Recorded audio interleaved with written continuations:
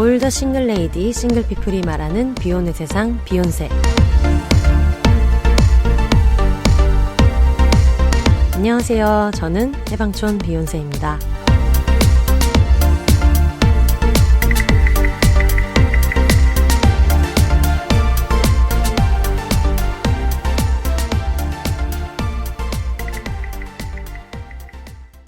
안녕하세요. 해방촌에서 글쓰는 해방촌 비혼세입니다. 비혼입니다. 이게 또 포즈를 두니까 갑자기 저희 어머니 생각이 나면서 엄마가 굉장히 좋아하시겠다 이런 생각이 드네요. 오늘은 2025년 4월 3일이고요. 내일 운명의 4월 4일을 앞두고 있습니다. 비혼세가 목요일에서 금요일로 넘어가는 자정에 업로드가 되는데 글쎄요. 지금 4월 4일 오전 11시에 윤석열 대통령의 이제 최종 어떤 우리가 기대했던 결과가 나올 텐데 이게 어떻게 될 건지가 굉장히 좀 귀추가 주목되는 가운데 운명의 4월 4일을 앞두고 4월 3일 저녁에 녹음하고 있습니다. 오늘은 4월 3일이죠. 제주 4.3 사건이 있었던 4월 3일이에요. 제주 4.3 사건을 저도 학교에서 제대로 배웠던 적이 없고 항상 이제 나중에 다 크고 나서 4.3 사건에 대한 콘텐츠나 이런 게 나오면 저게 무슨 얘기지 하면서 한 번씩 보고 그렇게 했었던 것 같은데 요즘에 제주도를 배경으로 한 드라마가 폭삭소가수다가 워낙 또 잘 되고 있고 저도 12월이었죠? 12월에 그 난리통 속에서 제주도에 갔다 오기도 했고 정말 이제 뭐 전 세계인이 사랑하는 섬인데 거기서 있었던 일에 대해서는 다들 너무 모르지 않나라는 생각이 들더라고요. 저를 포함해서.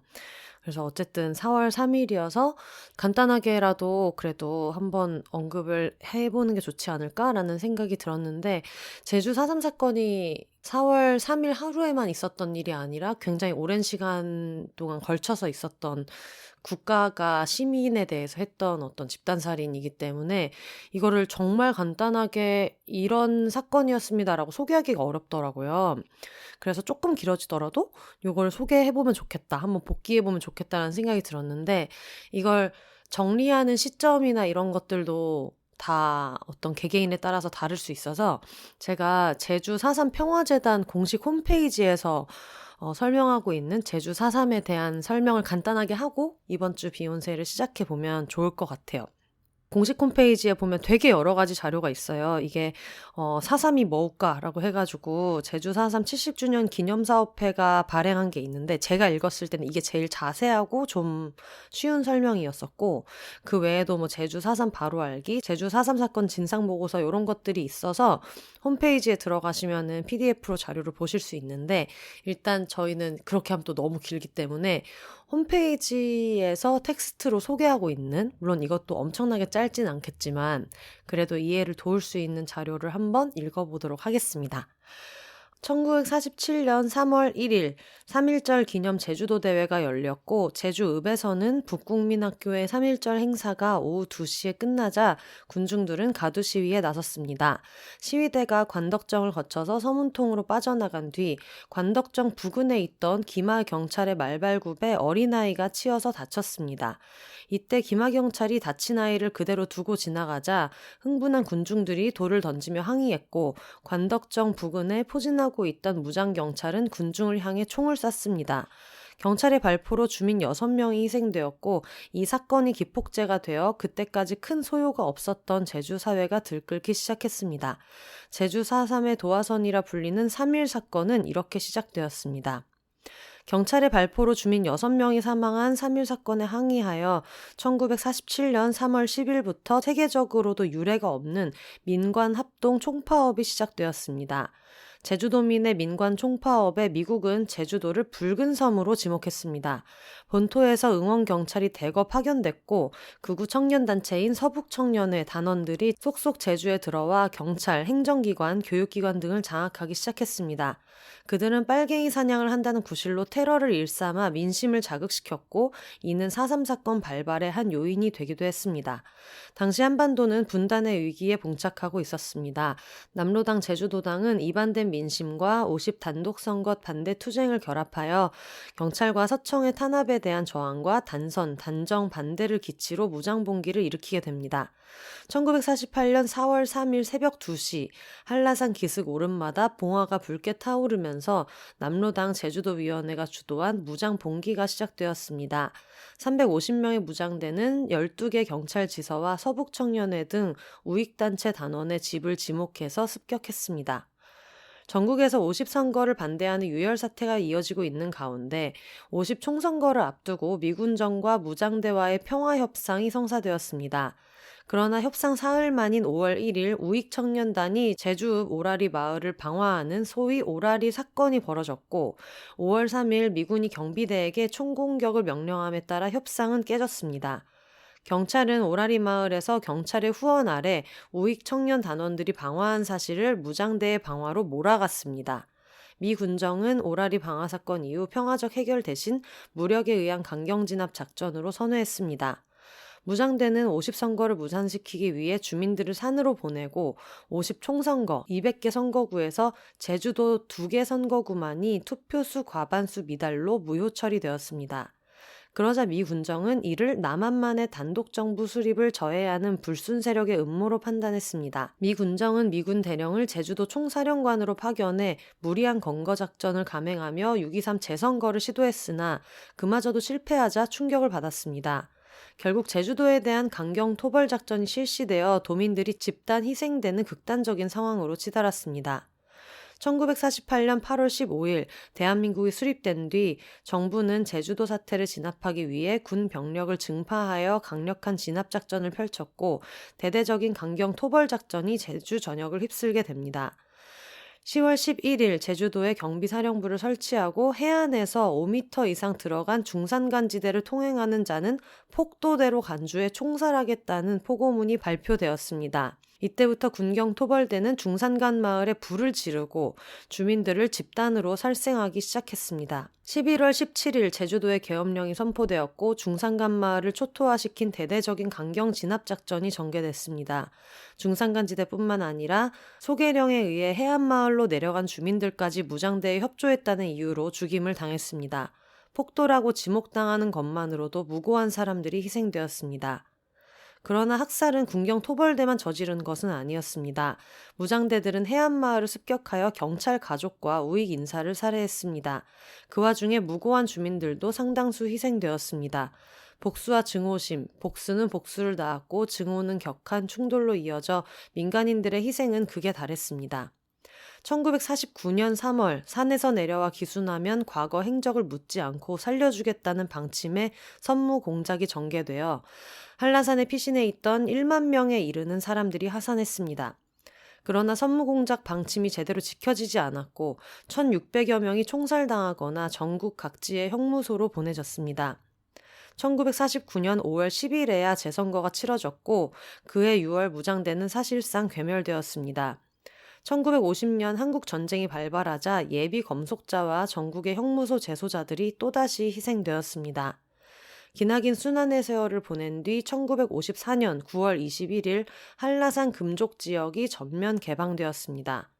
1947년 3.1절 발포 사건과 1948년 4.3 무장봉기로 촉발되었던 제주 4.3 사건은 무장대와 토벌대 간의 무력 충돌과 토벌대의 진압 과정에서 2만 5천에서 3만 명의 주민들이 희생된 가운데 7년 7개월 만에 막을 내리게 되었습니다. 세계적인 냉전 상황과 한반도 분단 체제의 고착화 과정에서 발발 전개된 제주 4.3 사건은 국가 공권력에 의한 집단 희생으로 귀결되었고 이후 반세기를 넘어 진상규명 운동의 과정을 거쳐 명예회복을 위한 화해와 상생의 해결 과정을 밟고 있습니다. 이렇게 홈페이지에서는 소개하고 있고요. 그러니까 이게 굉장히 여러 가지 역사적 사실이나 배경이 있기 때문에 뭔가 이렇게 간단하게 얘기할 수 없는 사실이기는 하지만 정말 오랫동안 있었던 국가가 자행한 어떤 집단 살인이고 이걸 처음으로 정부가 사과한 것도 5년 전 추념식에서였었더라고요. 저도 자세히 몰랐던 사실인데 오늘은 이제 4월 3일이니까 한번 저도 알아둘 겸 겸사겸사 같이 한번 읽어봤습니다. 제가 인스타 릴스에도 하나 공유하기는 했는데 5년 전에 그 제주도 4.3 추념식에서 그 당시 대학생인 이제 행사 당시의 대학생이었던 정향신 씨가 나와서 이제 할머니 이야기를 하는 장면이 굉장히 좀 화제가 됐거든요. 정향신 님의 할머니인 김연옥 씨는 평생 물고기라면 멸치 하나 먹지 못했다는 거를 손녀가 나중에 들었다라는 이야기를 하는데 8살 때 4.3 사건으로 인해서 부모님부터 뭐 형제, 자매, 할머니, 할아버지까지 모든 가족이 다 바다에 던져져서 생이별을 했다고 해요. 그러니까 그 가족의 어떤 육신이 나중에 바다에서 뭐 물고기들이 그걸 먹었을 수도 있고 이런 걸 생각하면서 바다에서 나온 거라면은 멸치 하나 먹지 못했다라는 이야기가 되게 많은 분들의 좀 심금을 울렸던 얘기인데 어쨌든 오늘이 4월 3일이니까 이런 것들도 한번 자료를 잘 찾아보면 좋겠다라는 생각이 들어서 아직 저도 너무 공부가 부족해가지고 찾아보는 김에 청취자분들이랑 같이 한번 읽어보면 좋겠다 싶어서 읽어봤습니다. 어쨌든 이게 2025년 4월 3일인데 아직도 그 내란으로 인한 어떤 공포를 지금도 안고 있고 그래서 그 어떤 첫 번째 스텝이 될 만한 일을 이제 내일 기다리고 있고 그런 상황이잖아요. 결국은 역사에 대해서 알았어야 되는 걸 좀 제대로 모르고 짚어야 되는 걸 짚지 못했던 것들이 결국은 다 누적된다는 생각이 들어가지고 뭔가 올해 4.3은 더더욱 와닿는 부분들이 많은 것 같아요. 그래서 한번 같이 읽어봤습니다. 비욘세를 제주도에서 듣고 계시는 청취자분들이나 제주도가 연고지인 분들도 되게 많이 계실 것 같아가지고 혹시 나중에 내가 뭐 가족한테 들었던 이야기나 어떤 동네에선 당연히 아는 이야기 같은 것들도 나눠주시면 저희도 비욘세에서 잘 소개를 한번 해볼게요. 그러면 청취자분들이 그동안 보내주셨던 후기들이 좀 쌓여 있어서 근황과 뭐 청취 후기들이 좀 쌓여 있어가지고 그런 이야기를 좀 하면서 최근에 있었던 이제 산불 관련된 이야기들도 같이 한번 나눠보면 좋을 것 같아가지고 하나하나 소개를 지금부터 해볼게요. 먼저 크랭키 타이거님이 보내주신 청취 후기를 읽어볼게요. 소냐님이 나오셔가지고 시니어 바리스타를 하고 있는 이야기들 좀 나눠주셨는데 요거 관련된 후기들이 좀 있어서 일단 소개해볼게요. 안녕하세요 혼세님 그리고 소냐님 수년 동안 방구석 청취자로 내적 친밀감만 잔뜩 쌓으며 지냈는데요. 소냐님의 바리스타 에피소드를 듣고 처음으로 후기 남겨요. 우선 하고픈 모든 말을 제치고 소냐님의 도전과 성취가 제일인 듯 기뻤어요. 조심스러운 말투로 나만 똑똑하지 않은 것 같아. 나만 모르는 것 같아. 우리 세대는 그렇지 않으니까 라고 말씀하셨지만 사실 바리스타 도전은 젊은이에게도 결코 쉬운 도전이 아니잖아요. 참고로 저는 기분 따라 라떼도 시키고 플랫 화이트도 시키고 카푸치노도 들이키지만 우유 들어간 커피는 다 똑같다고 느끼는 커피 까막눈입니다. 소냐님께서 어머니와 언니가 좋아할 만한 맛을 그릴 수 있게 되었다고 말씀하셨을 때 문득 가슴이 먹먹했어요. 누군가에게는 자격증이 단순한 돈벌이 준비 단계가 아니라 더 넓은 세상이고 나와 주변을 보살필 무기였네요. 집 밖으로 나와 소냐님만의 은밀한 사회생활을 얻어내신 일도 저희 엄마는 아니지만 너무 자랑스럽습니다. 혼세님의 일본 출장에 용돈을 보태주신 이야기를 나누실 때 뿌듯하고 흡족한 두 분의 목소리에서 당당한 독립여성 2인의 기세가 느껴졌어요. 아무런 관련이 없는 저도 자부심이 뻐드렁 쳤습니다. 무조건 후기를 남기겠다고 생각한 건 소냐님이 커피 이름 때문에 키오스크의 기계에 내장된 해괴한 표현들 때문에 주눅 들었던 일들을 나눠주셨기 때문이에요. 다시 태어나면 영어를 모국어로 사용하고 싶다고 영어가 모국어라면 할머니가 되어도 겁먹지 않고 세계여행을 할 수 있지 않냐고 말씀하실 때 눈물이 핑 돌았어요. 저는 석사 공부를 하러 영국에 왔고 여차저차 체류 기한을 연장하다 보니 어느덧 5년이라는 세월을 외국인으로 이 망해가는 식민주의 종주국에 살고 있어요. 화가 또 많으시다. 화가 또 많으신데 굉장히 맞는 말이죠. 석사 공부를 시작하던 때에는 정말 많이도 울었어요. 남들은 다 알아듣는 말을 나만 알아듣지 못해서 하고 싶은 말이 있어도 어떻게 해야 할지 몰라서 어떤 때는 몰아치는 외국어의 소용돌이 속에서 내가 무엇을 말해야 하고 무엇을 말하고 싶은지도 몰라서 그렇게 울다 보니 한 학기가 지나고 어느덧 무사히 졸업도 했어요. 그 많은 외국어 중에 특히 영어라는 것은 왜 이리도 우리는 주눅들고 작아지게 만들까요? 당연한 일인 줄로만 알았어요. 세상의 모든 지식은 영미권으로 모이고 영미권에서 시작되어 퍼져나가니까 그들에게 인정받지 못하면 나는 결국 변방의 작은 인간일 뿐이니까요. 영어 모국어 사용자와 살며 제 생각에 균열이 일기 시작했어요. 모두가 영어를 잘할 거라고 생각하는 영어 사용자는 원어민들 사이에서도 원어민들 사이에서도 인성 파탄자, 인종차별주의자 취급을 받더라고요. 따지고 보면 잉글리시들이 사용하는 말이라 잉글리시인데 코리안인 내가 잉글리시를 잘한다는 전제부터 어불성설이니까요. 영어를 못하는 내 탓을 할 게 아니라 영어를 강요하는 세상을 탓해야 한다고. 합리적이라고는 말할 수 없는 영어는 어떻게 전 세계 인구의 20%에 육박하는 사람들이 모국어로 사용하는 언어가 되었고, 우리는 왜 영어 모국어 사용자가 없는 자리에서도 Do you speak English를 영어할 수 있냐는 뜻이죠. 가장 먼저 묻는 아이러니한 상황에 있는지, 무려 12년의 공교 기간 동안 끊임없이 영어를 배우고도 금발의 외국인 앞에서는 왜 꿀먹은 벙어리가 되어버리고 마는지, 우리는 왜 같은 한국인 사이에서도 영어 사용 능력으로 서열을 정하고 소위 꼽을 주는지, 우리는 왜 영어 사용자들도 갸우뚱하는 콩글리시로 점철된 간판을, 메뉴판을, 광고를 보며 어리숙한 내 자신을 탓해야 하는지, 그건 결국 누가 권력을 쥐었고 권력을 쥔 사람들이 어떻게 세상을 재편하느냐의 문제이니까요. 영어 사용국도 아니고 제2의 공용어가 필요하지도 않은 한국에서 비영어 사용자가 접근할 수 없게 세상을 구획하는 건 무의식적으로 우리가 영어 사용자에게 우리의 삶을 좌우할 권력을 부여하고 있기 때문이겠죠. 소냐님은 이미 누구보다 멋지게 본인의 삶을 읽어왔고 앞으로의 삶도 그려가고 계신데 그깟 개똥 같은 영어가 소냐님의 세상에 마음대로 경계를 긋도록 내버려두지 않으시면 좋겠어요. 소냐님 이야기를 들으며 저는 많이 배웠고 40대가, 50대가, 60대가 되어도 소냐님처럼 무언가를 배우며 또 주변을 살피며 성숙하게 연결어가는 사람이 되어야겠다고 다짐했어요. 말이 통하지 않아도 느낄 수 있는 것들이 많으니까 소냐님은 이미 멋진 어른이니까 영어를 말하지 않아도 비행기표를 사고 바람 따라 훌쩍 떠나면 이미 세계를 누비는 멋진 독립여성 아닐까요? 누군가 더 영어 못하냐고 묻는다면 그러는 넌 영어 잘하냐고 화끈하게 쏘아붙이며 세상을 누비는 소냐님의 모습을 방구석에서 기대해 보아요. 특히 바리스타로 번 떼돈이 소냐님 날개가 되어주길 바라요. 외국 가서 난처할 때 돈으로 웬만한 건 다 해결된다는 걸 알면 갑자기 어깨가 쭉 펴지지 않습니까? 소냐님도 혼세님도 모든 청취자분들도 그리고 저도 우리 누구에게도 내 삶을 마음대로 재단할 힘을 주지 말고 꼴리는 대로 취향껏 과감하게 살아요. 소냐님을 으쌰으쌰하고 싶어 쓰기 시작했는데 한없이 주제도 두서도 없는 글을 주절댔네요. 다 쓰고 보니 너무 아까워서 취소하고 싶지는 않고 혼세님이 다 읽으셨다면 정말 감사하고 술은 안 마셨고요. 아주 원한 대난을 썼습니다. 항상 행복하세요. 이렇게 보내주셨습니다. 감사합니다. 이게 정말 제가 예전에도 한번 말한 적 있었던 것 같은데 영어권에 가가지고 정말 어떤 예를 들면 저는 영어권에서 한국 제작팀이 가서 우리가 한국인이라는 걸 알고 있는 전제로 일했던 적은 있지만 그게 아니면은 그냥 이렇게 여행으로 가는 거잖아요. 아니면은 촬영 중간에 나와서 편의점에 간다거나 이런 일인데 거기서 영어를 못하는 걸로 굉장히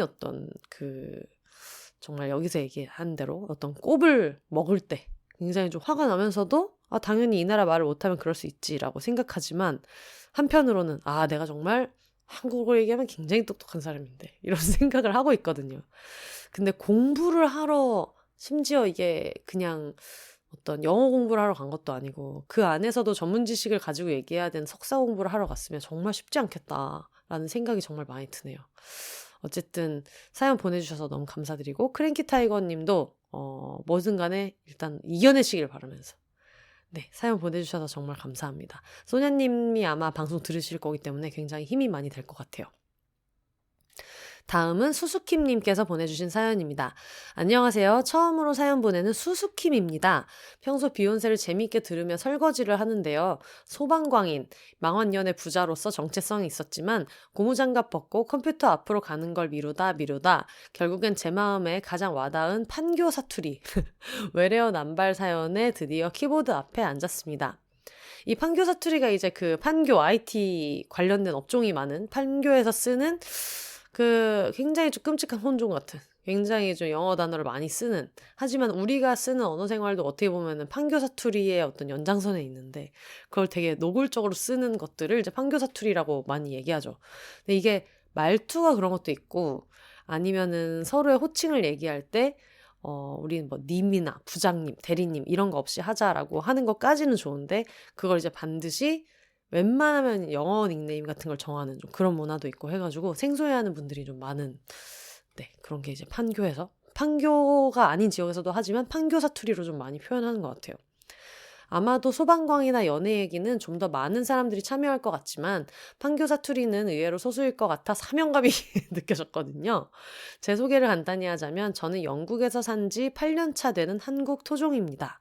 최근 3년간 한국에서 살다가 답답해서 다시 영국으로 돌아왔어요. 저는 어릴 때부터 영어를 좋아했고 이제는 영어를 꽤 잘하는 편이 되었지만 여전히 한국말을 할 때 영어를 섞어서 하는 것을 좋아하지 않습니다. 저는 고유성, 오리지널리티가 정말 가치 있다고 생각하는 사람입니다. 한국어 자체가 얼마나 아름답고 고유한데 한국에서는 영어 단어를 섞어 쓰지 않는 게 오히려 어색해진 것 같아 마음이 아파요. 이제는 한국어로 쓰면 북한 사람이야? 라는 농담을 할 정도로 영어 단어를 많이 쓰잖아요. 특히 패션, IT 쪽에 유독 영어를 섞어 쓰는 것 같아요. 예를 들면 스타트업, 디벨롭 해주세요, 클라이언트 등 여러 가지가 있는데 제가 작년에 한국에서 디자인 일을 하다가 엄청난 판교 사투리 구사자를 만났습니다.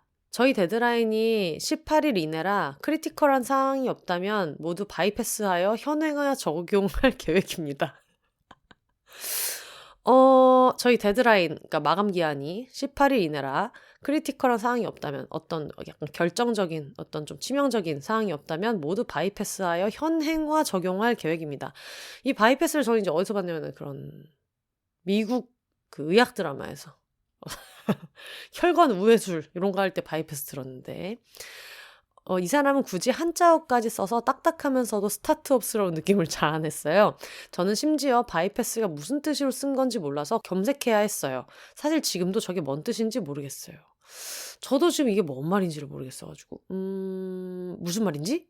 뭔가 우회해서 뭔가를 하자는 건가? 라고만 추측하고 있는 상황입니다. 더 황당한 건 우리가 영어 단어를 쓰지만 한국식으로 발음하기 때문에 실제 언어민은 무슨 말인지 못 알아듣는다는 거예요. 예를 들면 표본무늬 레오파드 있잖아요. 영국에선 레퍼드라고 발음하더라고요. 그리고 굿즈는 머치, 다른 영어 단어를 써요. 이런 식으로 이상하게 굳이 영어 단어를 들여와서 쓰는 요즘 세태가 너무 안타까워요. 아마 레오파드나 이런 것들은 한국 외래어 표기법에 준해서 레오파드로 쓰는 거기 때문에 뭐 문제가 아니라고는 생각하는데 근데 이제 막 굿즈나 이런 것들 보면 물론 뭐 다 그렇진 않겠지만 한국에 들어오는 외래어가 일본을 경유해서 들어오는 것들이 있어요. 그래서 그것 때문에 좀 고착화된 것들도 많고 해가지고 외래어는 항상 얘기하면 좀 복잡한 것 같습니다. 작가로 글 쓸 때도 어디에다 맞춰야 되는지 되게 어렵고 그 랍스터 있죠. 랍스터를 제가 알기로는 방송 자막에는 로브스터로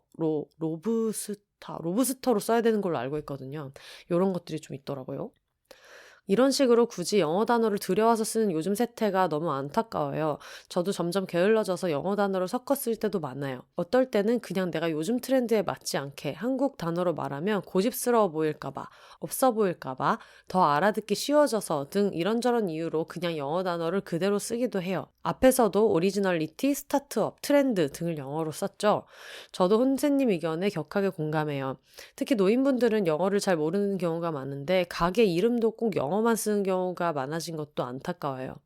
한국은 너무 젊은이들 중심적으로 굴러가는 것 같아요. 좀 더 다양한 소수자들을 고려해서 흘러가면 참 좋겠는데 말이죠. 런던 살며 일본을 동경하는 유럽인들을 정말 많이 봤는데요. 저는 그 이유 중 하나가 일본이 자기들만의 고유성을 잘 상업화시켰기 때문이라고 생각하거든요. 한국은 그 고유성 중 하나가 한글인데 한글을 좀 더 아끼고 쓰면 좋겠어요. 하지만 저도 알아요. 세계화가 일어난 이상 영어는 우리 일상에 항시 침투해 있다는 것을. 저도 스스로 의식하지 않으면 번역 툴을 포함해 엉망으로 언어를 구사합니다만 영어를 쓸 거면 그냥 영어로, 한국어를 쓸 거면 한국어로 쓰는 움직임이 더 적극적으로 생기면 좋겠습니다. 쓰다 보니 지루해지진 않았나 자기 검열을 하게 되네요. 사연 소개가 안 되더라도 혼세님 의견에 너무너무 공감한다고 전해드리고 싶어서 보내요. 참고로 저는 요즘 뉴스레터 그래서 영국이 어땠냐면을 운영하고 있는데 저번에 쓴 글 중 하나가 이 주제와 관련이 있는 것 같아 링크를 공유합니다. 매주 성실하게 팟캐스트 올려주시는 비욘세님 정말 존경하고 감사합니다 라고 보내주셨습니다. 영국에 계시는 분들이 많은데요. 요 앞에 계시는 분이랑 이거 크랭키 타이거님이랑 수수킴님이랑 만난 적 없으신지 요런 게 조금 궁금해지는데 맞아요. 이게 또 가서 생활하다 보면은 더 보이는 게 있죠. 외국어를 특히 배울 때 초반에는 와 너무 신나고 신기하고 이러니까 막 섞어서 쓰게 되는 기간이 있고 그게 오히려 조금 지나고 나면은 더 구분해서 사용하게 되는 경향이 있는 것 같은데 그런 의미에서 좀 더 수수께님한테 보였던 게 있지 않나 그런 생각도 드네요. 네, 사연 보내주셔서 감사합니다. 그리고 삼성동 대바늘님께서 보내주신 근황을 읽어볼게요. 안녕하세요. 저는 삼성동 대바늘입니다. 닉네임 이렇게 정하는 거 맞나요? 그냥 대바늘로 불러주세요. 몇 년간 듣기만 하다가 처음으로 사연 남깁니다. 처음 듣기 시작한 계기는 친구가 출연을 해서였어요. 어머? 비욘세와 영노자에 출연한다기에 그게 뭐야? 했죠. 그렇게 이 유니버스에 발을 들였습니다. 지금도 친구는 안 듣고 제 친구는 그 사이 애기 엄마가 되었으니 봐주세요. 저만 열심히 듣습니다. 처음에는 두 분 같이 하신 방송 들으면서 두 분 목소리 구분을 못해서 저랑 맨님이랑 비슷한가? 그렇게 들을 수도 있나 봐요. 누가 맨님이고 누가 혼세님이지 하면서 아니 유튜브도 아니고 목소리만 나오는데 명찰도 안 보이고 어떻게 구분해 이걸? 이라고 생각했습니다. 지금은 물론 첫 음절만 들어도 구분할 수 있지요. 항상 감사하게 듣고 있다는 말씀 드리고 싶어요. 여기까지 읽으셨다면 제가 어떤 회차에 사연을 보내려다 실패했는지 눈치를 채셨을까요? 바로 5주년 특집입니다. 5주년은 이제 2월 둘째 주였었기 때문에 거의 뭐 이분 지금 구한말에 쓰신 사연을 그런 느낌입니다. 5주년 방송까지 다 듣고 이제서야 쓰던 사연 마무리하고 있는 저. 다시 산만한 게 아니라 그냥 계속 산만한. 네, 5주년 특집의 다음 회차도 듣고 쓰는 중입니다. 비욘세님 방송에 꼭 맞는 청취자인 저. 퇴근 못하고 나머지 공부하다가 갑자기 사연 쓰고 있는 저. 영도자 사연 모집 공고 보고 그거 먼저 해야 하나 하다가 결국엔 이거 하고 있는 저. ADHD인 저. 실제로 혜영언니 나오신 ADHD 편 듣고 병원 가서 진단받고 약 먹고 있습니다. 저는 아직도 대통령인 말만 많은 돼지, 험한 말 죄송합니다 라고 하셨는데 뭐 별로 험한 말은 없고요. 가 망쳐놓은 여러 분야 중 대표적인 분야에 종사하고 있습니다. 제가 일하는 곳은 대학병원인데요. 의사 인력은 반으로 줄었고 저희는 예전 진료량을 겨우 유지하는 중이라 낮에는 제가 일하는 공간에서만 많게는 만보를 걷고요. 저녁에는 밀린 서류 작업과 연구, 논문 때문에 시달리고 있어요. 중요한 포인트는 저녁에는 체력 고갈로 앉아만 있을 뿐 되는 일은 없다는 것이죠.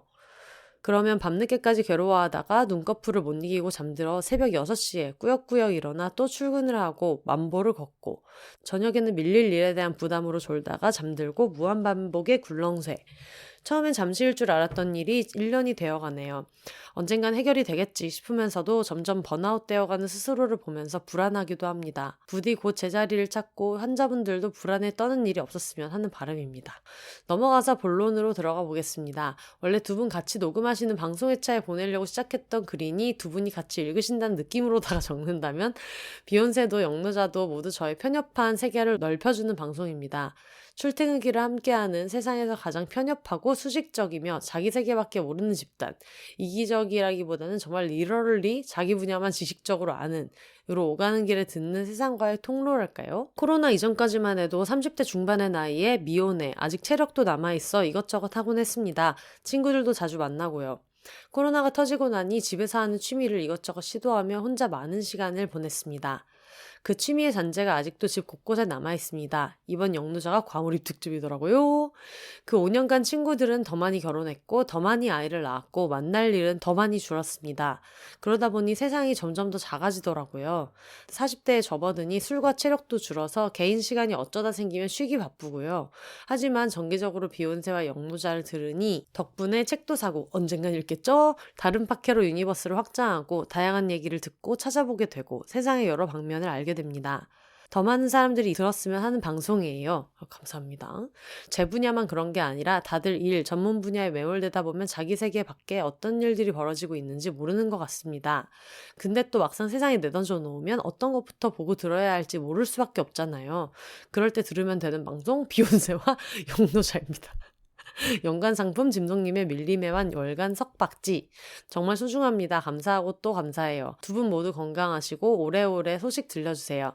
절대 무리하지 마시고 매주가 아니어도 괜찮아요. 중간에 얘기가 다른 곳으로 새서 너무 길어져서 급 마무리하고 퇴근을 해보아야겠습니다. 내일 또 지나간 하루와 회식이 예정되어 있거든요. 드디어 오늘 이 글을 마무리할 수 있게 되어 기쁘게 잠들 수 있을 것 같습니다. 저는 이만 물러가겠습니다. 라고 보내주셨습니다. 아마 의료계 종사를 한다고 하면 이제 올해 우리나라를 굉장히 좀 약간 떠들썩하게 했던 여러 가지가 있어가지고 대충 어떤 환경에서 쓰셨는지 알겠다라는 생각이 진짜 많이 들었고요.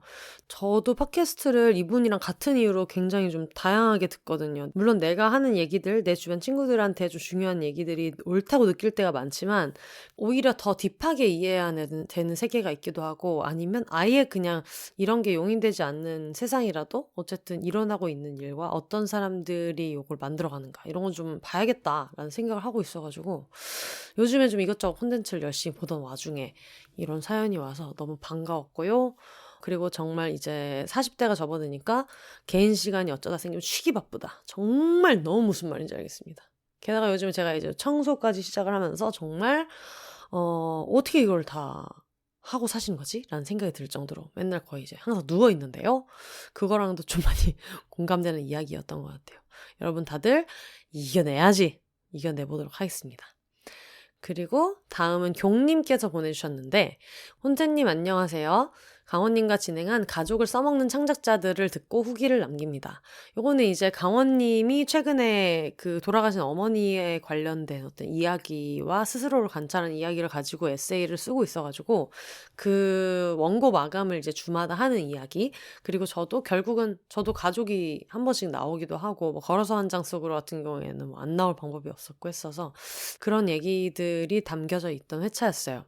이번 에피소드 코가 찡하고 울릴 때도 있었지만 강원님과 혼세님께서 나눈 대화 즐겁게 들었습니다.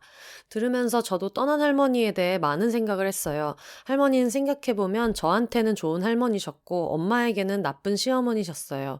그 간격 때문에 할머니를 사랑하는 것이 때로는 엄마를 배신하는 행위라고 혼자 생각하고 혼란스러웠기도 했는데요. 이제는 그냥 할머니를 사랑하는 내 마음을 먼저 보기로 했어요. 할머니는 내 자식들과 손주들에게는 한없이 퍼주는 분이셨고 그렇기에 낀딸인 저에게도 많은 사랑을 주셨어요.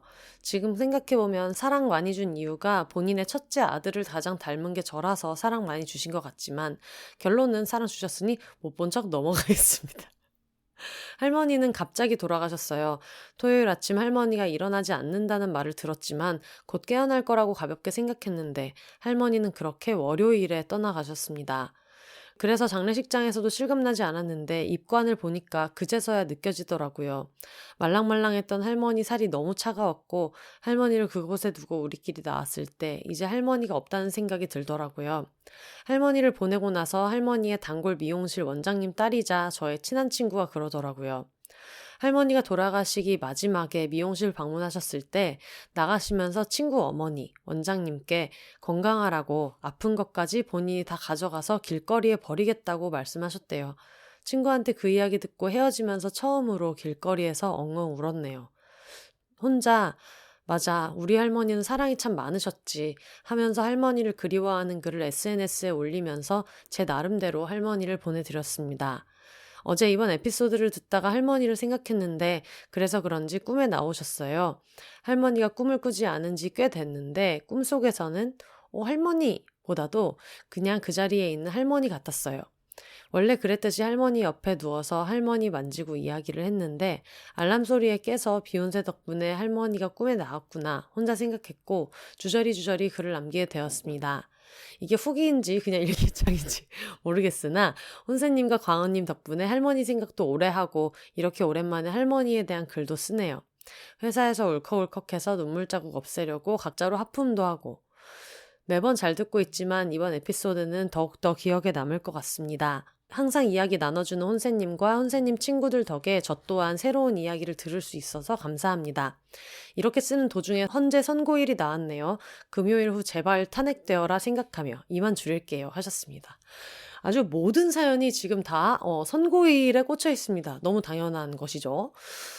좀 걱정인 게 정말 이게 비욘세가 지금 오전 11시 이후에 듣는 분들이 워낙 많아가지고 어떤 심정으로 듣고 계실지 정작 저는 어떤 심정으로 지금 TV를 보고 있을 것인가 이런 생각이 드는 가운데 항상 그 돌아가신 분에 대한 특히 할머니에 대한 생각이 이런 분들 정말 많더라고요.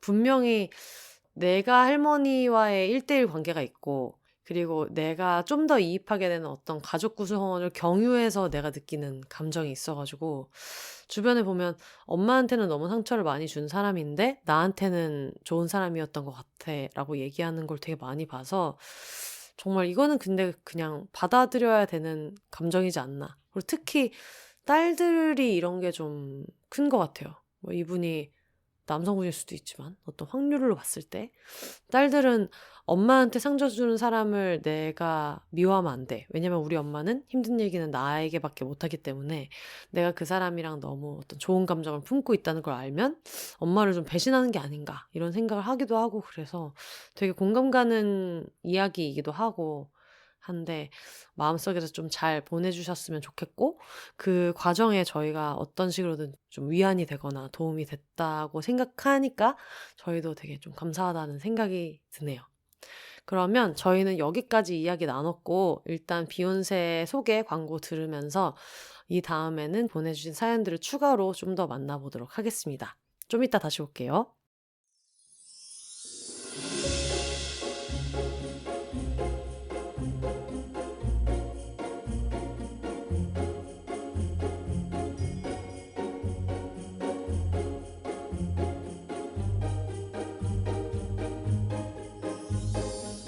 비욘세 팟캐스트를 가장 빠르고 가깝게 만날 수 있는 곳 바로 비욘세닷컴입니다.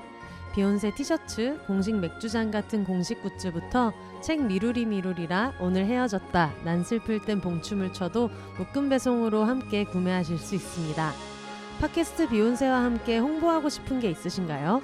음원 광고, 브랜디드 콘텐츠 혹은 그 밖의 새로운 제휴 아이디어도 비욘세닷컴에서 기다리고 있겠습니다. 마음에 든 에피소드가 있으셨다면 1,000원부터 자유롭게 셀프 청취료로 응원해주세요. 팟캐스트 비욘세를 건강하게 지속하는 데 큰 힘이 됩니다. 사연 보내기 게시판을 통해 각종 사연과 여러분의 근황도 언제나 기다리고 있을게요. 그럼 오늘도 더불어 혼자 살아요.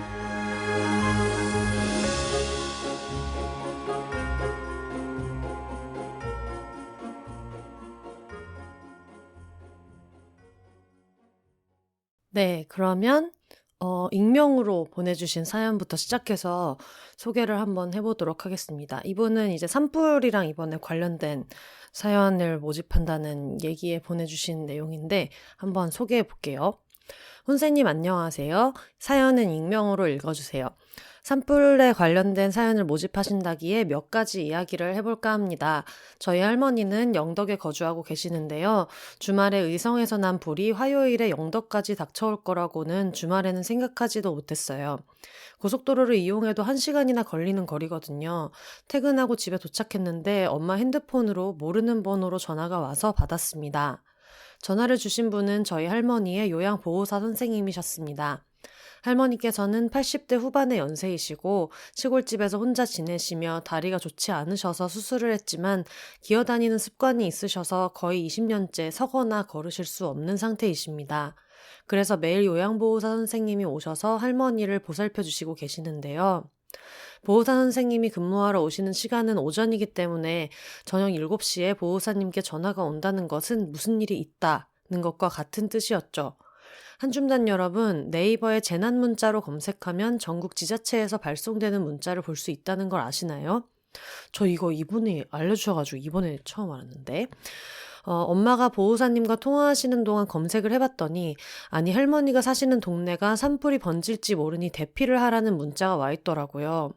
저희 할머니는 핸드폰도 없으신 데다가 글도 읽을 줄 모르시니까요. 보호사 선생님께서 대피하라는 지침이 내려와서 보호자들에게 연락을 돌리고 있다고 하셨고 지금은 불이 어디까지 왔는지를 간단하게 말씀해 주셨습니다. 보호사님은 할머니가 움직이실 수 없으니 대피를 하려 해도 걱정이라고 하시며 다른 보호자께 전화를 드리기 위해 전화를 마무리했습니다. 도시는 곳곳에 CCTV가 깔려 있어 핸드폰 하나면 현재 상황을 알 수 있지만 시골 마을은 그렇지가 않아서 당장 지금의 상황을 알 수도 없었고 TV에는 생활 정보 프로그램이 방영되는 시간이라 해당 프로그램만 나오고 있었죠. 그나마 TBC, 대구 경북권의 지역 방송사입니다. 뉴스에서만 산불 소식을 전하고 있더라고요. 다행인 건 그나마 여전히 그 마을에 살고 있는 아빠의 친구들이 있어 연락을 해보니 산 너머 먼 동네로 불이 옮겨왔고 거리가 멀기 때문에 여기까지 넘어올지는 모르겠으나 계속 이런 식으로 바람이 불면 옮길 수도 있겠다 하더라고요. 아빠 친구의 형제인 이장 아저씨께 할머니도 모시고 가달라 부탁을 드리고 할머니께 연락을 드렸습니다. 귀도 잘 들리지 않아 짐가방을 싸라는데도 너나 조심하라고 현금이랑 속옷이랑 약을 가방에 챙기라고 해도 엉뚱한 말씀만 하셨네요. 그날 밤에 바람 방향이 갑자기 바뀌어 할머니 집 쪽으로 불이 오지 않고 다른 방향으로 갔지만 결국 또 다른 곳을 태워버리고 말았습니다. 산불 때문에 저녁부터 다음날 아침까지 전화도 안 되어서 조마조마했었는데 다음날 알아보니 마을에 저희 할머니 말고도 거동이 불가능하신 할머니 한 분이 더 계신데 그 두 분과 이장 아저씨를 제외한 마을 사람들은 모두 읍내로 대피를 하셨다고 해요. 혹시라도 불이 확산된다거나 원활한 화재 진압을 위해서는 대피를 하셨어야 하지만 누군가가 부축을 해줘도 화장실도 못 가시는 분이 대피하셨다가 돌아오는 과정이 더 힘드셨을 것 같습니다. 너무 갑작스럽게 불이 옮겨 붙었기 때문에 적절한 대피 시설도 준비되어 있지 않았을 거고요. 저희 엄마 쪽 형제 자매들이 경북 울진에 계시는데요. 울진 역시 몇 년 전 산불로 큰 피해를 입은 곳입니다. 그때 산불의 무서움을 크게 깨달았습니다. 산에 들에 타버린 나무를 볼 때마다 마음이 아프고 복구는 오래 걸려 그 해 동안에는 계속 탄 나무들이 그 자리를 지켰습니다. 혼세님께서는 웃긴 얘기라도 괜찮으니 사연을 보내달라고 하셨는데 그쵸. 제가 그때 그 산불이랑 관련된 얘기가 너무 이제 일반적으로 특히 수도권 지역에서 일어난 일이 아니기 때문에 좀 더 집중돼서 얘기가 안 나오는 경우도 있고 너무 숫자랑 관련된 얘기들만 있고 개개인의 얘기가 없어서 웃긴 얘기여도 좋으니까 뭐든지 어떤 얘기는 보내달라. 이 얘기를 듣고 누구든 웃으셔도 좋겠다라고 말씀을 드렸었는데 울진 산불 당시 외할아버지의 산소가 타버리는 일이 발생했습니다. 불이 어느 정도 진화되고 나서 삼촌과 외숙모께서 상황을 살펴보러 가셨습니다. 생전에 할아버지는 앞머리와 정수리 부분에 앞머리와 정수리 부분에 머리가 없는 대머리이셨는데요. 불이 스치고 지나간 이 사연 읽었는데 다시 읽어도 웃기네요. 불이 스치고 지나간 산소의 잔디가 옆쪽만 빼고 위쪽이 다 타버린 겁니다. 그걸 본 외숙모께서 살았을 때도 대머리였는데 또 대머리 대뿐네. 경북 사투리는 어떤지 모르겠네요. 대머리 대뿐네 라고 하셔서 모든 가족이 너무 웃었던 기억이 있네요. 경북을 휩쓸고 지나간 자리에 남은 재와 흔적들을 치우고 복구하는 데는 많은 힘과 시간이 필요할 것 같습니다. 경북 북부 곳곳에는 정말 아름다운 것들이 많아요. 이 아픔이 조금 가시고 나면 많이들 놀러 오셔서 남아있는 곳들을 즐기러 와주세요. 산불을 겪은 지역 주민분들께는 한마디로 안부를 여쭙고 싶습니다. 괜찮니껴? 라고 보내셨습니다. 괜찮니껴. 제가 이거 대구 경북 억양을 좀 몰라가지고 살리지 못하고 있는데 긴 글 읽어주셔서 감사합니다. 추신. 마지막에 괜찮니껴는 경북 북부 지역의 사투리입니다. 표준어라면 괜찮습니까? 입니다. 네, 여러분 다들 괜찮으신지 모르겠네요.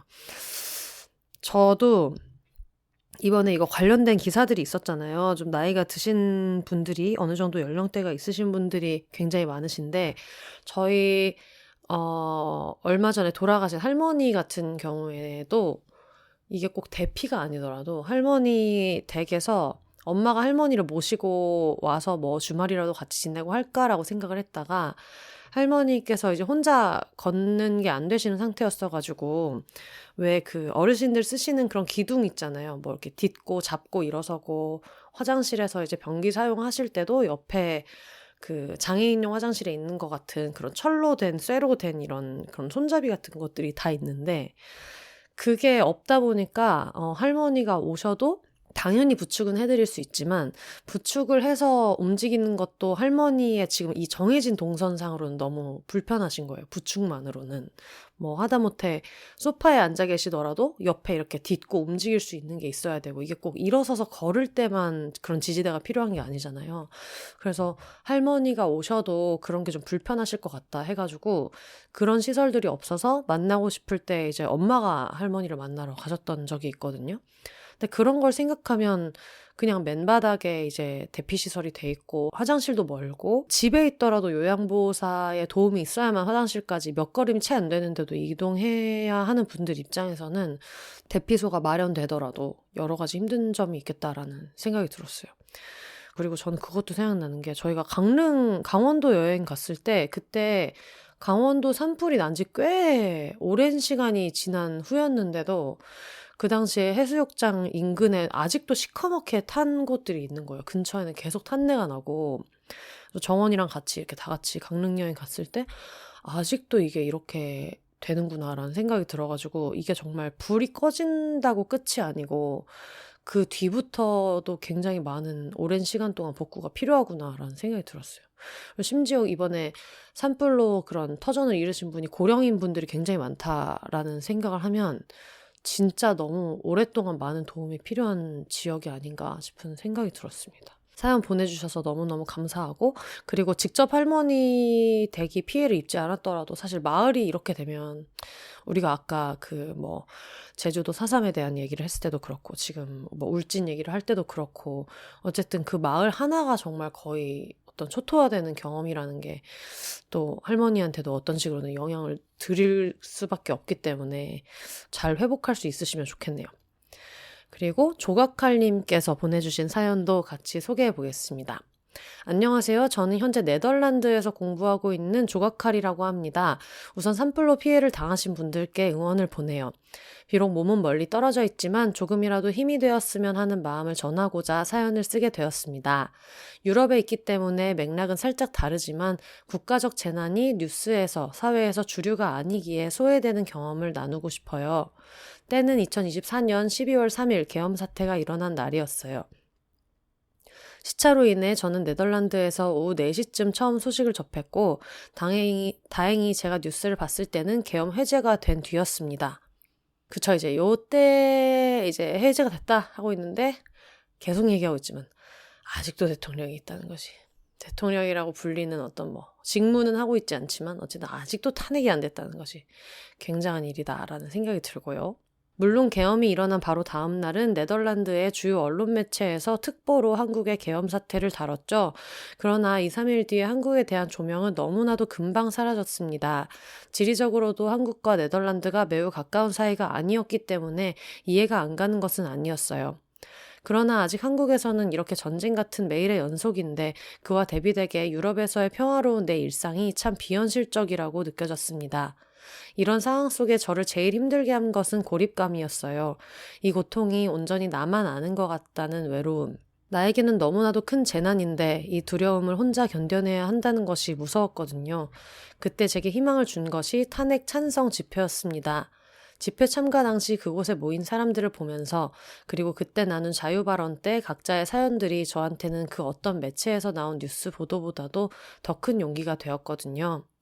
나의 고민이 두려움이 나 혼자만의 것이 아니었다는 안도감, 나와 이 고통을 나눌 동지가 있다는 연대감, 그리고 우리를 응원해주는 존재가 있다는 다정함.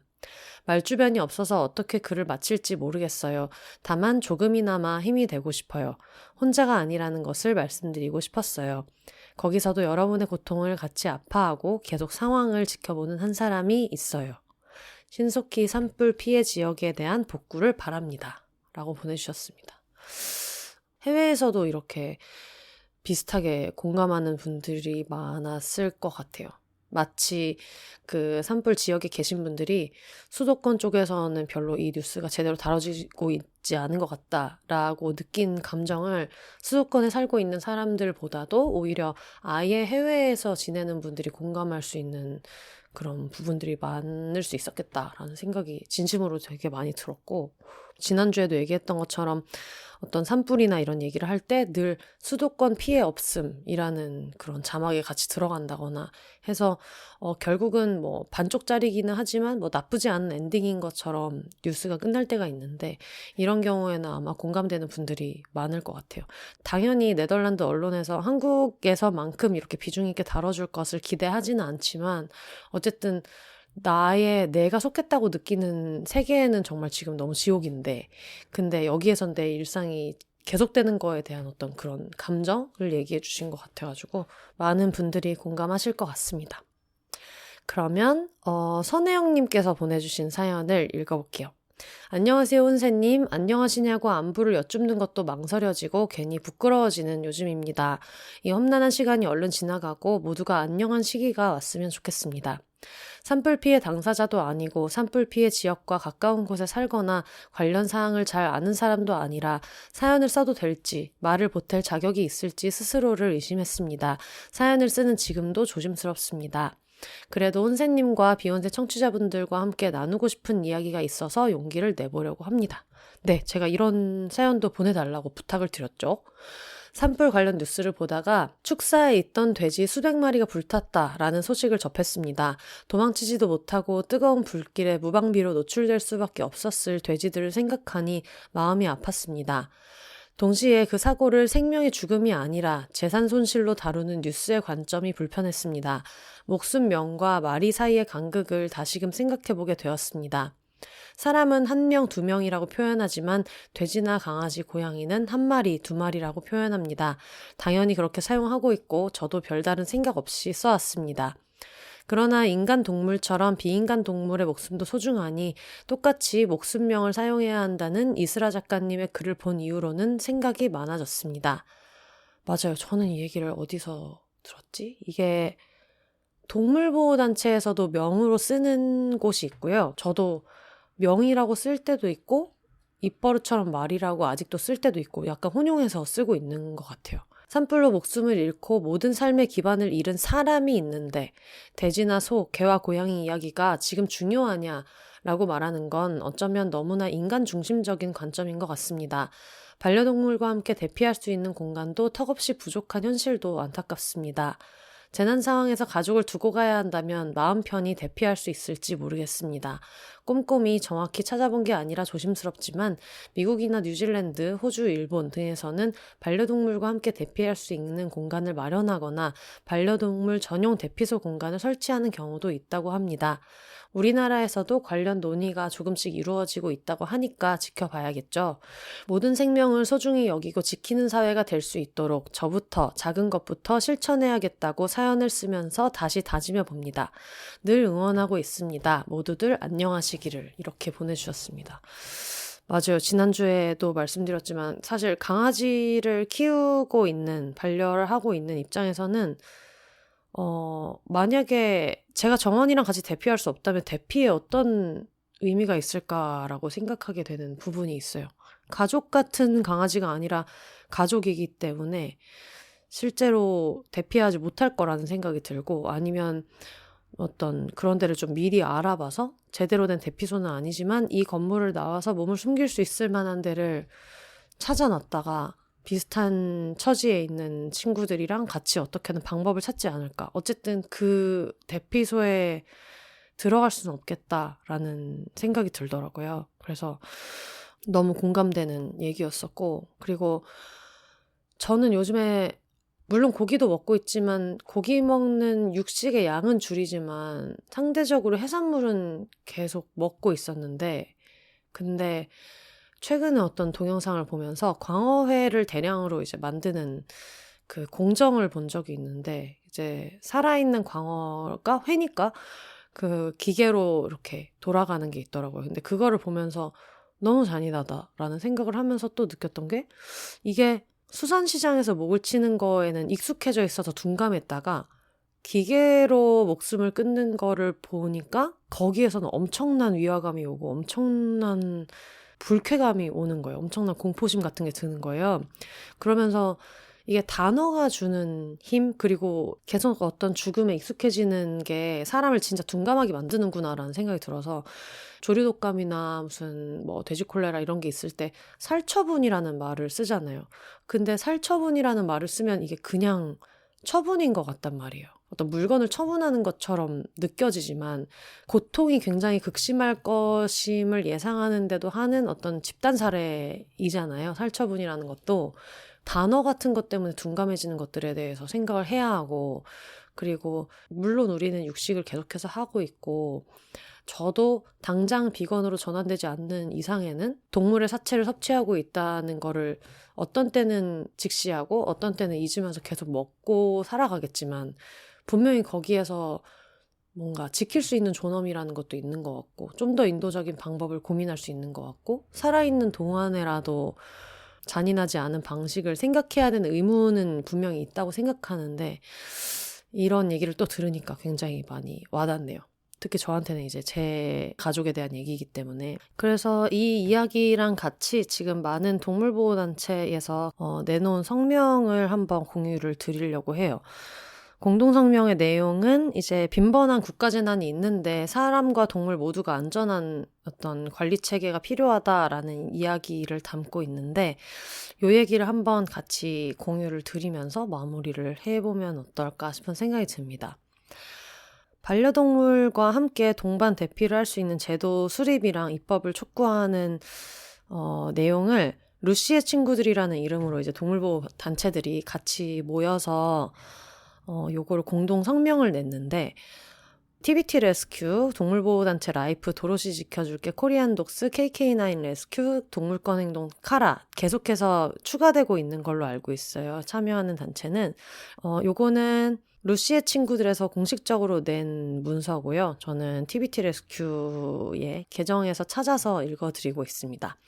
2025년 3월 경북 안동에서 발생한 대형 산불로 수많은 생명과 터전이 잿더미가 되었습니다. 인간과 더불어 살아가던 반려동물도 이 참사 속에서 함께 희생되었습니다. 구조조차 받지 못한 채 불길 속에 갇혀 죽어간 동물들, 살아남았지만 치료조차 받지 못하고 고통에 방치된 동물들, 이들의 모습은 우리 사회가 동물과 반려인을 어떻게 대하고 있는지 여실히 보여줍니다. 루시의 친구들은 산불이 지나간 폐허 위에서 여전히 구조되지 못한 동물들을 찾아 수색하고 구조하고 있습니다. 타버린 마을 한복판에서 혼자 남은 개, 온몸에 화상을 입고 버려진 고양이들, 목줄이 나무에 묶인 채 발견된 유기견까지, 지금 이 순간까지 구조된 동물만 100마리가 넘습니다. 이 고통스러운 재난 속에서 반려동물은 오롯이 사람의 구조 의지에 따라 생과 사가 갈리는 현실에 놓여 있습니다.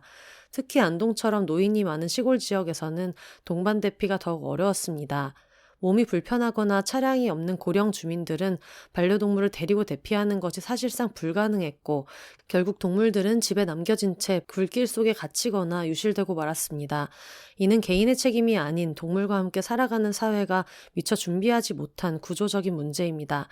그러나 이 비극은 예견된 일이었습니다. 2017년 포항 지진, 2019년 고성 산불, 2022년 울진 산불 등 재난이 발생할 때마다 반려동물의 피난은 개인의 책임으로만 떠넘겨졌고, 정부와 지자체는 동물의 안전에 대한 책임을 외면해 왔습니다. 한국 사회의 반려동물 인구는 1,000만 명이 넘으며 수많은 시민들이 동물을 가족처럼 여기고 함께 살아가고 있습니다. 그럼에도 여전히 재난 상황에서 반려동물과의 동반 대피는 제도적으로 보장되지 않고 다수의 대피소에서는 동물 출입이 금지되어 있습니다. 반려동물 동반 대피는 동물만을 위한 정책이 아닙니다. 재난 상황에서 반려인은 동물과 함께 피난하지 못할 경우 적극적인 대피를 포기하거나 불법적인 방법으로 동물을 숨겨 대피소에 입장하는 일이 발생합니다. 이는 대피소 내 갈등과 혼란을 초래하고 결과적으로 재난 대응의 질서와 효율성을 떨어뜨리는 요인이 됩니다. 제대로 된 지침과 시설, 준비가 마련되어야만 사람과 동물 모두의 생명을 더 많이, 더 안전하게 지킬 수 있습니다. 동물 대피 규정이 없는 현실은 또 다른 사회 문제로 이어집니다. 가족을 잃고 버려진 동물들은 결국 유기되거나 야생화되어 그 수습과 관리에는 더 많은 행정력과 세금이 동원됩니다.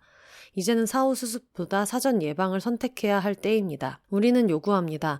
행정안전부는 재난 시 반려동물과의 동반 대피를 명시한 공식 지침을 즉각 수립하라. 국회는 반려동물 동반 피난을 법제화하는 반려동물 동반 피난법을 즉각 제정하라. 반려동물 동반 피난법은 아래의 내용들을 포함해야 합니다. 1. 재난 발생 시 반려동물과 함께 대피할 권리 보장. 2. 지자체 및 대피소에 동물 수용 가능한 시설, 장비, 인력 확보 의무화. 3. 재난 대응 매뉴얼과 훈련에 반려동물 포함. 4. 유실 유기 방지와 긴급 보호를 위한 공적 구조 체계 마련.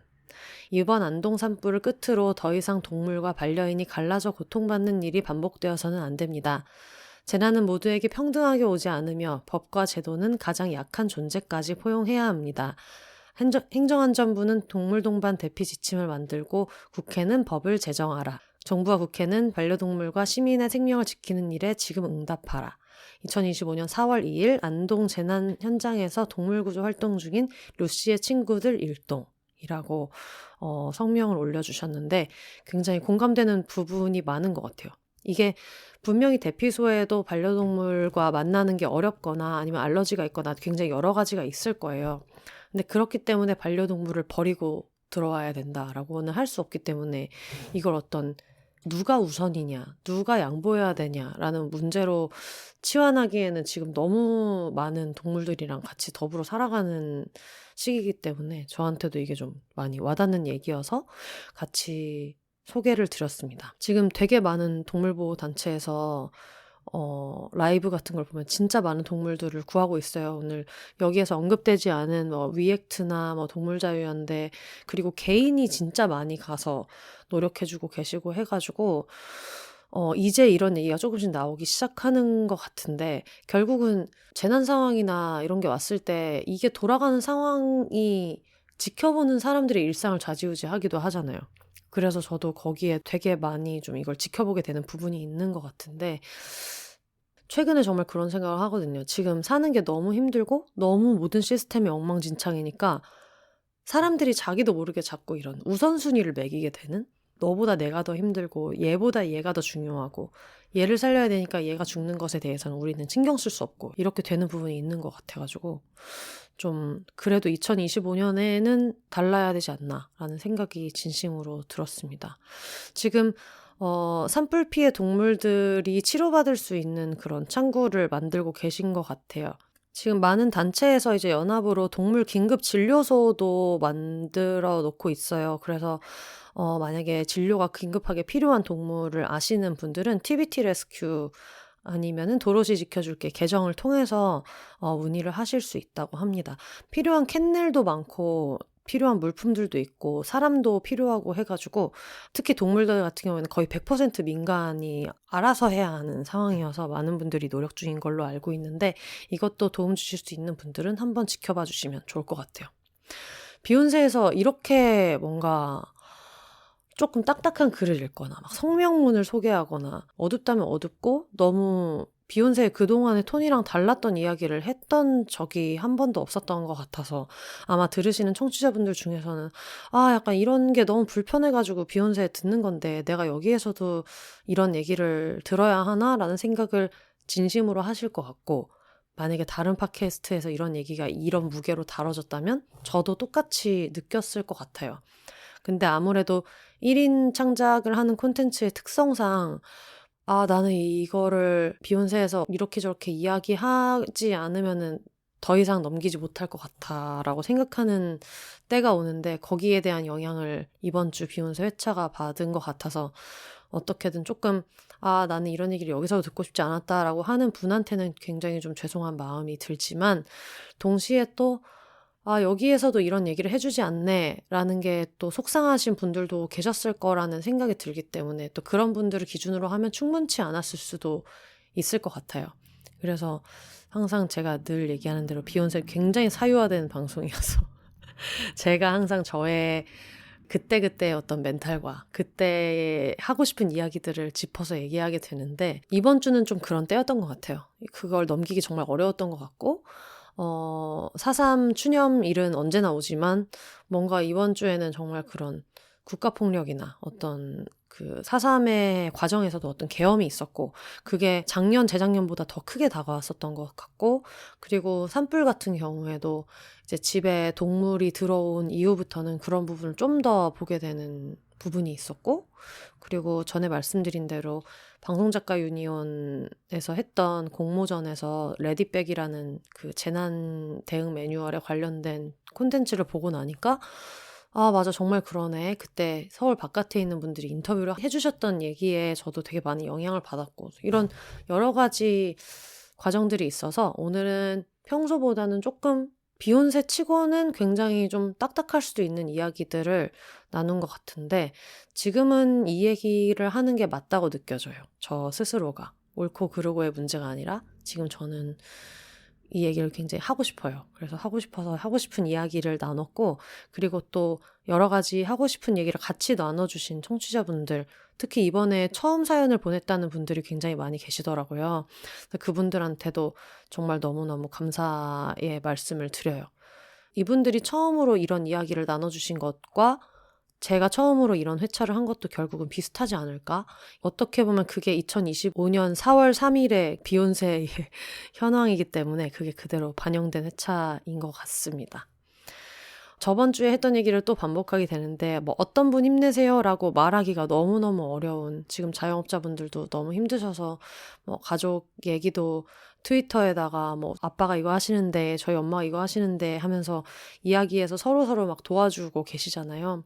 특히 이제 굉장한 트윙녀인 저로서는 물론 저는 이제 빼도 박도 못하고 제 거의 사실상 실명 가까운 아이디로 닉네임으로 활동하고 있지만 트위터에서 내 부모님의 어떤 직업과 사업체를 오픈한다? 이건 정말 굉장한 어떤 경제적인 위기를 알려주는 거다라고 생각하기 때문에 많은 분들이 너무너무 힘들어하고 계시는데 부디 내일 오전 11시를 기점으로 내일 그 탄핵 선고를 기점으로 조금이나마 많은 분들이 희망이라도 발견했으면 좋겠다라는 생각이 많이 들고요. 이번에 만우절 장난도 굉장히 많이 안 하셨잖아요. 지금 뭐 상황이 제일 거짓말 같은데 이 모든 게 그냥 자고 일어나면 다 꿈이었으면 좋겠고 다 뻥이었으면 좋겠고 이런 기분이라 만우절 즐거움도 누리지 못하신 분들이 되게 많아가지고 저도 그 어떤 농담도 올해도 마찬가지로 안 했는데 이제 뻥도 빵빵 치고 헛소리도 많이 하고 망년에 올림피아도 한 번씩 하고 이렇게 할 수 있는 시기가 빨리 왔으면 좋겠습니다. 여러분 식사를 잘 하시고 너무 힘들 때는 뉴스도 끄시고 그리고 특히 요즘에 이제 저도 아까 그런 동물 얘기를 많이 했는데 계정에 약간 그런 트리거 워닝이 있었으면 좋겠다. 너무 아픈 사진 같은 게 있어서 그래서 그것 때문에 막 이렇게 놀래가지고 막 가슴을 쓸어내리고 이런 일들도 있는데 필요하면 SNS도 조금 멀리 하시고 그러면서 잘 챙기면서 지내셨으면 좋겠습니다. 진짜 이제 몇 시간 안 남았네요. 12시간도 안 남은 상태에서 뒤늦게 저는 조금 급한 마음으로 편집을 할 텐데 너무 이상한 일이 많으니까 혹시나 당장 우리가 원하는 게 당장 어떻게 되지 않더라도 이겨내야지라고 얘기하지만 이겨내는 것까지 못하더라도 너무 절망하지 않는 것만은 했으면 좋겠다는 생각을 해요. 그래서 여러분들 이겨내지 못하더라도 너무 절망하지 않을 수 있는 방법을 각자의 방식으로 찾으시길 바라고 어떤 분들은 강아지일 수도 있고 어떤 분들은 최애를 보는 걸 수도 있고 어떤 분들은 그냥 현실 도피를 하고 막 술이나 먹는 것일 수도 있는데 그게 뭐든 상관없으니까 그냥 지금 삼시세끼 먹고 출근하고 씻고 샤워하고 이것만 해도 이걸 전 국민이 해내고 있다는 게 지금 굉장히 대단한 거다라고 느끼면서 저도 어쨌든 이번 주에 비욘세를 어떻게든 잘 저의 방식으로 송출한 것에 저 스스로에게 엄청난 칭찬을 해주려고 하거든요. 같은 마음으로 여러분들도 정신없는 와중에 팟캐스트도 챙겨 듣고 일상의 루틴을 지키려고 한 것에 대해서 좀 자부심을 가지셨으면 좋겠고 어떻게든 이번 주도 잘 버텨봅시다. 잘 버텨보면 좋겠습니다. 아마 다음 주에는 저희 이번에 유리 씨가 일본에서 온 유리 씨가 오셔 가지고 유리가 녹음을 하고 간 게 이미 있어서 아마 큰 이변이 없다면 유리 녹음분이 나갈 것 같은데 혹시 또 그 사이에 뭔가 시의적으로 좀 더 빨리 나가는 게 재미있는 게 혹은 막 치는 게 있어서 지금 나가야 될 것 같다라고 하면 편성 변경은 있겠지만 유리 이야기를 준비했으니까요. 많은 분들 기다려주시면 좋겠습니다. 그럼 저는 이제 슬슬 마무리하고 애기들 맘마를 챙겨주고 최대한 일정을 맞춰서 빨리 편집을 해서 올려보도록 할게요. 올더 싱글레이디 싱글피플이 말하는 비혼의 세상 비욘세, 그럼 저는 다음 주에 다시 찾아오도록 하겠습니다. 대통령이 탄핵된 버전으로 다음 주에 다시 만나기를 기대하면서 저는 이만 마무리 해볼게요. 여러분 혼자 사세요. 안녕.